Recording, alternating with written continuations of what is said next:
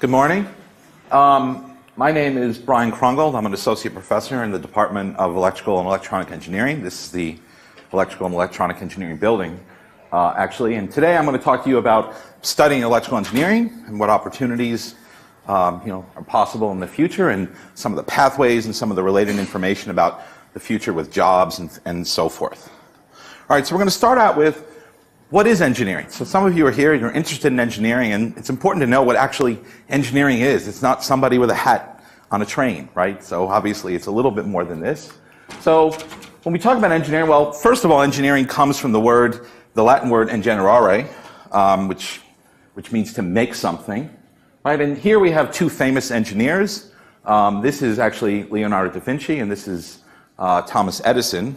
And as engineers, right, our job is to take scientific principles, mathematical principles, and do something useful for society, right? Meet society's needs, have something that they want. Make things like mobile phones, and even simple things like running water and heat and electricity and so forth. So one way to define engineering is simply the purposeful use of science. Taking scientific principles and using them in a very clever and creative way to solve society's problems.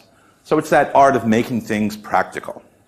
Right, so science is understanding the natural world, discovering things, scientific principles. Engineers take these scientific principles, and in a way we create new worlds, create new devices, new structures, and so forth. Right? So, whoops. And we operate in a way as the interface between science and society, right? Taking scientific principles, doing something that society wants. So as this famous quote from Theodore von Karman, a very, very famous physicist and engineer, has said, scientists explore what is, right? Engineers explore what has never been. We're creating new things, new worlds, and so forth. Okay, so from that end, well, what is electrical engineering? Well, there's some bland definitions like this one. So it's about electrical and electronic systems and electrical signals, and how we can do things like design and develop and apply these systems and these signals to different problems.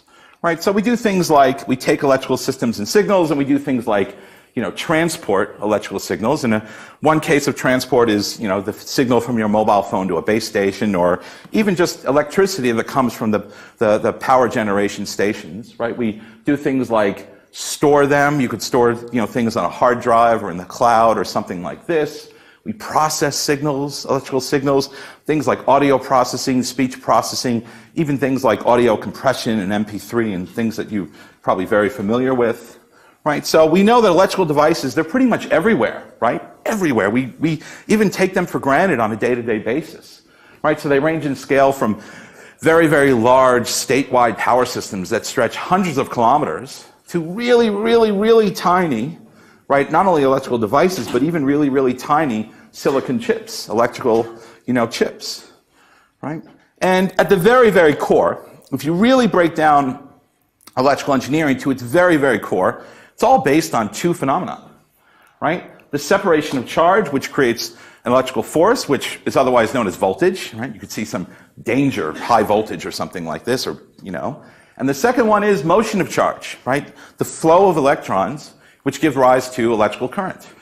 And that's really the two basic principles that have just propelled this entire field into what it is today.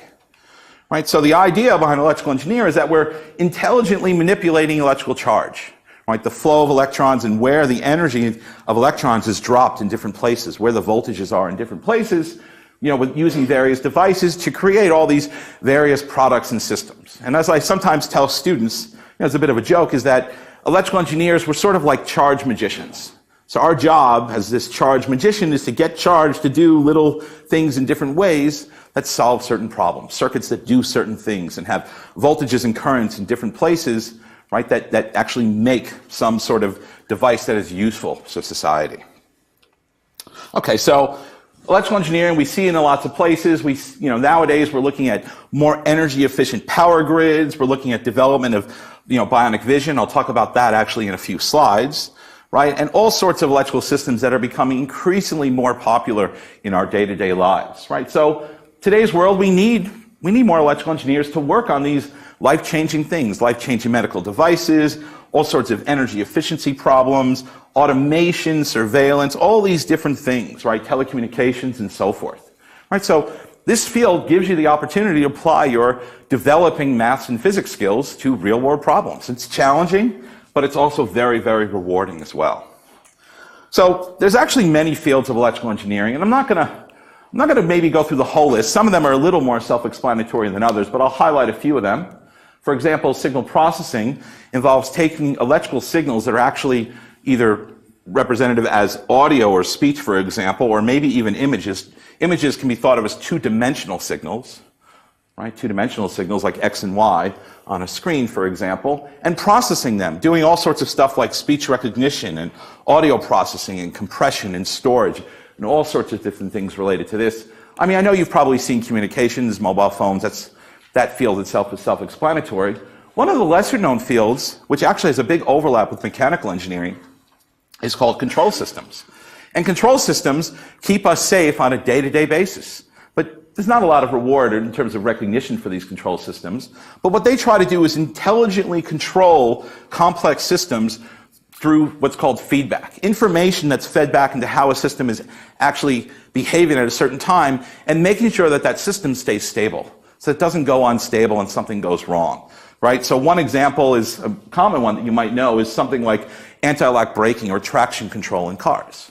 Right? It gets feedback from how the tires and everything is going on the road, right? And it can actually enable itself to maybe have make your car safer as you're going along when it's wet out on like a really, cold and rainy day like today, for example. But they're also very big on planes, to make sure that planes stay safe and stable in the air, and in a lot of industrial plant processes, so you don't have things that go wrong and explosions and all sorts of really, really bad things.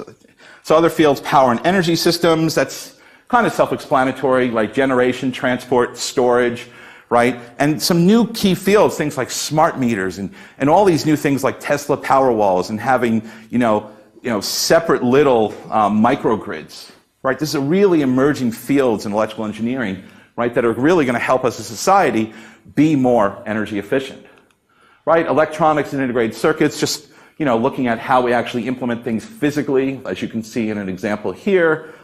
Digital systems, electromagnetics is more of a physicsy side of electrical engineering. But even though, and by the way, it's next door right now, David Grading's talking about bioengineering next door, but there's a big overlap between bioengineering and electrical engineering. In fact, specifically, bioengineering, a lot of it actually used to be within our department, but they actually formed a new department a few years ago. But again, like I said, there's a lot of overlap because in bioengineering, there's a lot of this signal processing work, as I mentioned up here. So there's a lot of like biosignals and bioimaging and bioacoustics where you apply these electrical engineering principles to things like MRI and ECG and ultrasound, etc. And I'll give an example of the overlap between bioengineering and electrical engineering in a few slides. And lastly, I want to point out, it is its own field, but I like to point it out because it has a big overlap with electrical engineering, is mechatronics. And some of you might be going to the mechatronics presentation, which I believe is at 12 o'clock. Mechatronics, put it simply, is basically a blend of electrical and mechanical engineering along with computer science, and they are very big in certain fields, for example, like robotics and machine vision, right? Those are key sub-areas. So electrical engineering is a really, really big field, lots of different opportunities, lots of different things to see and do, and it really is just up to your curiosity in terms of what subjects you want to take and what sort of areas interest you more versus other ones. Okay, so I wanted to talk a little bit about an example, about this specifically this overlap between bioengineering and electrical engineering, right? And so on the University of Melbourne campus, we have this Bionic Vision Australia. It's located here, and it enables certain types of people with profound vision loss, like for example macular degeneration, to actually regain some vision. Right? This is an ongoing project, and it's developing more and more. And the goal is to give people as close to the previous vision they had as possible. And the way it works, I know it's a little small here on here, but the person wears these glasses here, right? And on the glasses is a camera, right? And the idea is that camera is actually looking at what the person's looking at. So it also does eye tracking as well. So if the person's looking in that direction, the camera will actually focus on what they're looking at over there. And it takes that camera image, whatever the camera sees, and it's going to wirelessly transmit it to a retinal implant, with a microchip in the back of the eye that's surgically implanted in the back of the eye. And so this chip has a couple different purposes. The first is it has to wirelessly receive that signal, right? And the second is, what it does is it's got these, this is the bioengineering part, it stimulates the retina in a way with these, again, these electrodes, right? It stimulates the retina with these electrodes such that it then, from that retina, it creates something in the brain where it actually sees some image. So a lot of studies have been going on in how basically the retina is stimulated and how we actually perceive in our brain these things as images. Right? So really, really complicated stuff, really cool stuff. Originally it started out with 24 electrodes, but as I've last talked to somebody, they're working on a 256 version and even getting better and better. But right now it's not perfect vision like you or I might be seeing right now. But the goal is to get something that's maybe, for in the short term, something more like 100 pixels by 100 pixels, which is enough to recognize people's faces, for example, to distinguish different people. So it's not going to be great vision, but it's going to be a lot better than basically not seeing very much at all, except maybe, lights, some distorted lights and things like this. So it's a really, really cool project, and there's some really, really cool electrical engineering aspects to it. So, for example, there's got to be this microchip at the back of the eye. And it has to be very small. It has to be able to survive and be okay, physically implanted in the back of the eye. It has to receive those communication signals. So there's a big wireless communications aspect to it. Right? It's got to be very low power. And I'll talk about why it has to be very low power. And again, at the front in the camera, it's got to track the eye, which is not that hard of a problem, but it's still part of it. It's got to track the eye, the video camera. There's a lot of signal processing at the camera to compress the image and send it to the back of the eye, and even signal processing in the implant chip itself. And then one of the key aspects also is when you have a chip in the back of the eye, you can't just stick a battery in the back of the eye, right? It's not going to work. I mean, it will work until the battery goes flat. Then what are you going to do? Have another surgery to put the chip, put a new battery in the back of the person's eye? Not really. So nowadays, I think you all have seen they have these, wireless chargers you can put your phone on, and, you've seen it with these Oral-B toothbrushes, the electrical ones, you can put them on that thing. And it's not, it's technology that's been known for a long time. It's just to make it efficient, right? This notion of magnetic induction, Faraday's law, to actually wirelessly transmit energy to another point. So the idea is that behind the ear, there's a power source. And this power source wirelessly powers the chip in the back of the eye. That's how it's done, right? That's how the chip in the back of the eye can sustain itself to receive the signal, process the information, and stimulate the retina, and not need a power source physically inside your body. Right? So it's really cool. It's a big, cool project that, again, like I said, has a big bioengineering side, big biology side, but also a very big electrical engineering side as well. All right, so we have some other cool stuff that goes on here. This is just a short list. There's lots of different projects. Again, I mentioned bionic implants. There's some people working on community microgrids, right, to have more efficient and shared renewable energy in neighborhoods and so forth. We've got projects on control of irrigation systems so that we intelligently manage our water supply so that we're super efficient and not wasting water, so that water is being delivered to crops and to livestock when it's necessary and not when it's not necessary. So trying to be really efficient with an important resource in Australia, right? We've got projects on robotics for rehabilitation, smart cities, how we automate lots of things and make day-to-day life even easier. And projects with drones and looking at drones for monitoring and how to basically cluster them in different places and all sorts of things like this. Okay, so a couple key things that they always want me to point out, right? Every year it changes a bit, but as far as the University of Melbourne and the School of Engineering, the latest QS University rankings by broad subject area have the Melbourne School of Engineering as the #1 ranked School of Engineering in Australia. And number 27 worldwide. Our degrees, our Master of Engineering degrees, after doing a Bachelor of Science, right, offer a high level of qualification, this Master of Engineering, that's recognized globally. And I'll talk to you on the next slide about this global recognition aspect. Okay, so why would you want to study here? What's the Melbourne advantage? Well, again, be inspired by world-leading researchers. I hope I'm inspiring you today, I hope. Trying, doing my best. Again, really highly ranked. We've got very good people here. We've got some good industry connections as well, right? We were ranked the #7 university for graduate employability. We've got a really high percentage of our students that are being employed after graduation. I think I get to that a little bit later in this talk. Right, so we have lots of different things like industry-aligned curriculum and industry projects, industry capstone projects. I supervise 4 capstone projects right now, and 3 of them are with an industry partner, for example. Right, but there's all sorts of different innovative challenges. We have a subject called Creative Innovation and Engineering, which has industry mentors that come in and help and work with students, for example, all sorts of different things.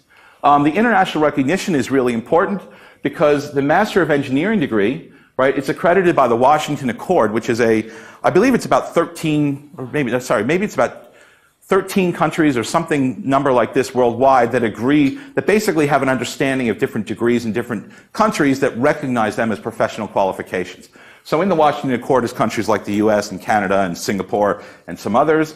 And then we also have EURACE accreditation, which is very unique in Australia, where the Master of Engineering degree is recognized as a professional engineering degree throughout Europe. And I think if you total up the two, the EURACE and the Washington Accord, it comes out to about 39 countries worldwide where the Master of Engineering degree is considered a professional qualification for working as an engineer. So really, really important if you want to expand your horizons and work outside of Australia in the future. Right? And then again, there's lots of other things like flexibility and focus, right? You can use breadth subjects and learn different things and tailor your degree. I'll show you a slide later where in the Master of Engineering, for example, the final year is capstone project and all electives, right? So you can really decide which sort of fields you want to go into and which ones maybe you aren't as interested in. So what can engineering do for you? Well, it can teach you lots of skills. Really, really enhance your ability to learn. Right? Things like leadership and management and teamwork skills, these are things that employers really, really want to see. Obviously, advanced skills in technology and mathematics and sciences and so forth. Right? And again, as I said before, the accreditation as a professional engineer is really, really important. And from my personal point of view, becoming an engineer gives you the opportunity to work on really exciting projects. So if you want your long career to be exciting and have to innovate and work on cool new things, well, engineering could be the right field for you, right? Specifically even electrical, lots of cool stuff coming out and stuff that we don't even know is going to happen 10, 15, 20 years from now. New, really cool things are going to be occurring, right? And again, access to lots of jobs across industries, and I'll talk about jobs coming up on the next slide. Yeah, it's the next slide. So I've actually got 2 slides on jobs here, but this one is basically just showing you the pathway through, well, specifically through the Bachelor of Science to the Master of Engineering in either electrical or electrical with business, and I'll talk about the with business one in a little bit later, right? Different industries employ our graduates, all sorts of stuff from telecommunications to system engineering to power engineering and so forth. Lots of different companies, and I'll talk about companies on the next slide too, but you'll notice that some of them are not traditional electrical engineering companies. You see things like Accenture and KPMG, for example, and Deloitte. And these are big consulting companies. And consulting companies like to hire engineers. I'll talk about that. Actually, I'll get a little more into that on the next slide. And then lots of different job roles. All sorts of different things, right? Doing engineering, doing a lot of software, and so forth. So this is just a list of where some of our past graduates have been employed after graduation. And I like showing this list because if you look closely, there's some names on it. I mean, you see the usual like Ericsson and Holden and Google and Motorola and stuff like this. But when you look, you might also see NAB and ANZ and Macquarie Bank and think, why would these banks hire electrical engineers? Why would they? I mean, sometimes they do actually have electrical infrastructure that they need to, hire engineers for. But sometimes they just hire them because they're smart people. They've learned very good analytical and problem-solving skills, and that's really what they want. So one of the key statements I really want all of you to take home with you today is this. It's not trying to tell you not to study engineering to do something else, but it's just because you study engineering, it doesn't mean it has to be your absolute career choice. Right? Some people are a little worried. They think, I don't really want to be an engineer. I'm not sure if I want to be one. Right? Don't let that discourage you from studying engineering, because the reality is it can just teach you really fine-tuned problem-solving and analytical skills that are valuable to employers, not just in engineering fields, but in finance, in banking, in consulting, all sorts of other areas. Right? So not everybody who studies engineering actually does engineering throughout their whole career. Sometimes they do engineering and move on to more businessy and management type roles and so forth. Right? So this is really important. And as I like to say, studying engineering helps your ability to learn how to learn. Right? You're going to learn at a faster pace when you start university. And I think in engineering, learn at an even faster pace than you are in high school right now. So your ability to learn how to learn will increase. And the faster you can learn things and the more agile you are in your learning, the more valuable you are to an employer. Right? That's a really, really important thing. And some people are a little worried about doing this engineering or that engineering, but think about it as an investment in your ability to be a problem solver, to have analytical skills. That's a really key outlook on engineering, studying engineering. Okay, so industry and employability, well, there's lots of different internship opportunities. I mentioned we have got projects with companies and industry capstone projects, and there's all sorts of different things like the creative engineering subject, innovative engineering subject, which has industry mentors, and ways to boost your employability. There's all sorts of workshops and things like this. There's clubs and societies, the pre-engineering club. There's one that's not listed here called the Melbourne University Electrical Engineering Club. They're a pretty bunch of students. They have some cool projects and stuff they work on. They bring in industry people to give talks and network and so forth. So lots of different things like this, all sorts of stuff. You can learn about some of these even today if you go to the engineering exhibition. And then every year we have the Endeavor exhibition. I think it's sometime in late October this year. Highly recommend you go. You can see what some of the students do in their capstone projects. It's really, really interesting. Employment outcomes. We've got very good employment outcomes here. We're ranked number 7 for graduate employability among employers worldwide. And again, there's a strengthening market, right? We have a growing population in this country. We need more and more infrastructure, right? More and more things need to be developed. So there's going to be this need for engineers that's going to grow into the future, right? And we have a very good entrepreneurship culture that's brewing on this campus as well. Right, so the Melbourne Accelerator Program, again, I mentioned the engineering with business. I'll talk about that in a slide or two. And there's like entrepreneurship classes and hackathons and all sorts of other opportunities.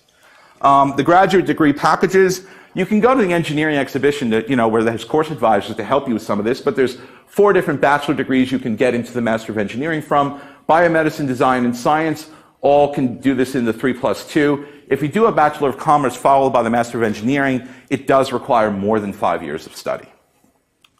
The Master of Engineering in Business is, some students find this is a really good opportunity because they want to basically diversify their study a bit and maybe go on to more businessy side or consulting side after graduation. So this was developed with the Melbourne Business School as well to combine technical and business skills. And there's subjects in engineering management and marketing and economic analysis and strategy and so forth. Really, really valuable stuff. Here's one of our past students. I know it says mechanical, but he did electrical. It's just a little typo there. But Danuka, I actually taught him a couple times and advised him on his exchange, and he did the Bachelor of Commerce and the Master of Engineering. He's doing really well working at KPMG right now. And as you may have heard, there's a new offering for high-achieving students that get 96 or higher on ATAR score, which guarantees not only entry into the Bachelor of Science, but entry through into the Master of Engineering as well. All they have to do is pass the Bachelor of Science degree, the bachelor degree, undergraduate degree first. If you don't have the 96 ATAR score, right, you can still get a CSP place and get into the Master of Engineering as long as you achieve a weighted average mark of 65% or higher to get into the Master of Engineering. So there's a lot more information on this type of stuff out there. There's an engineering tent and so forth. I won't go through this all. There's a lot of specifics here, but in science, the typical entry score, the minimum is usually 85. It's highest for biomedicine. Commerce is in the 90s as well. And again, the most common way to study electrical engineering, it doesn't have to be this way, is studying the Bachelor of Science with the Electrical Systems major, followed by the Master of Engineering Electrical, or that Master of Engineering Electrical with Business. And here's just a little snapshot of the way the Bachelor of Science works. It's 3 years. These are divided into semesters, year 1, year 2, year 3. These are the 4 subjects. And you'll notice the columns, Here, these are all breadth subjects. So the university wants you to take subjects outside engineering. 2 of these 6 breadth subjects can be taken for sciences or engineering subjects as well, right? And first year is, you know, typical engineering system design 1 and 2, 2 maths, 2 engineering system design, 2 physics, for example. In second year, you really start to take these electrical engineering subjects. I teach this subject, Foundations of Electrical Networks, and I also teach this subject here, Electrical Network Analysis and Design. Now, following that, if you were to go on to the Master of Engineering, the thing I was pointing out before is the first year, this is assuming you've done the 3-year Bachelor of Science or Bachelor of Design degree or biomedicine, where you've completed the preliminary year, right? If you do commerce, there's more subjects you would need to take up here. But the first year is core subjects. These are required subjects, right? There's 8 of them. Following this, right, is capstone project and all electives. And so it gives you the flexibility to take advanced subjects in different topics.